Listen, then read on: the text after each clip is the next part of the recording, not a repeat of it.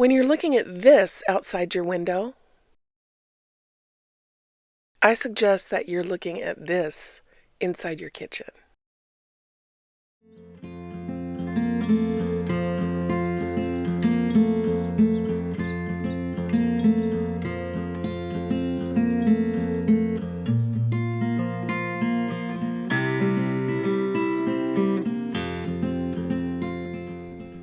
Hello friends, welcome back to Twig and Feather. I have to tell you, this is the most delicious zucchini bread on the face of the earth. And I might be biased, I've been making it for probably 35 years, but it is so good. I have never served it to anyone who didn't give me some sort of version of the swoon, either physically or with words. Everyone loves it. And I usually end up writing the recipe out for whoever I served it to. But the only time I tried to give it to someone and they resisted was our friend. I'm going to call him by his first initial, Jay. I took some over to Jay's house and served it to his wife and 2 children, but he would not touch it. The moment he heard there was zucchini in it, he put his hand up and wouldn't even take the tiniest little bite. And it was so frustrating. I think I actually said to him, "You're a parent and your children are watching you." I know that if he had taken just one bite, he would have loved it. It did occur to me afterwards that there had been 4 of us eating and loving the zucchini bread and 1 of him. We probably could have held him down and force fed him, but that wouldn't have been very ladylike. I just started a new channel. It doesn't have anything on it yet, New Mercies.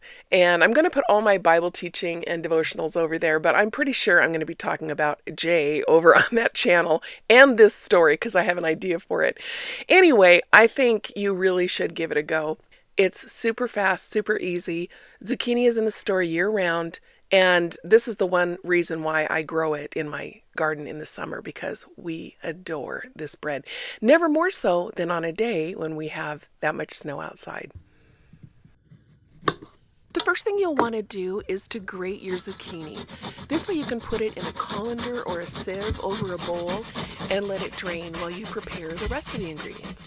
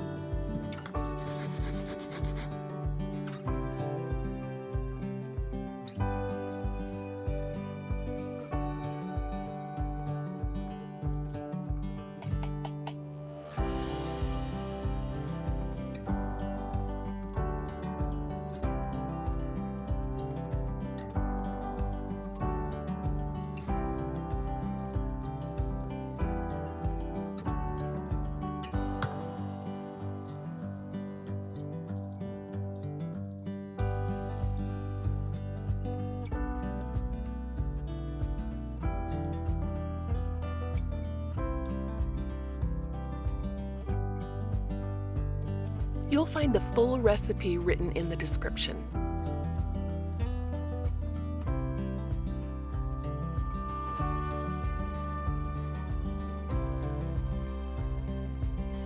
I really love my KitchenAid mixer, and one of the reasons is because of this glass mixing bowl, because it enables me to show you what I'm doing.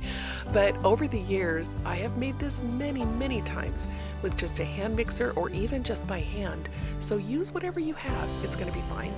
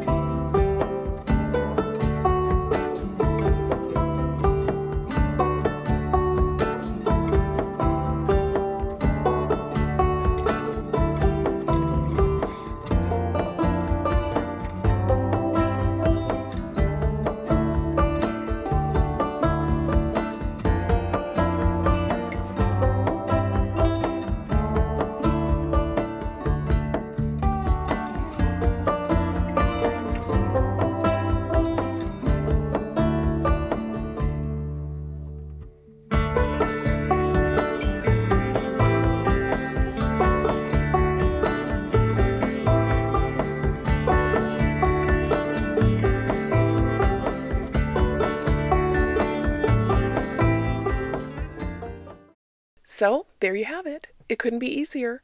I sure hope you give it a try, and if you do, I would love if you would come back and tell me what you think.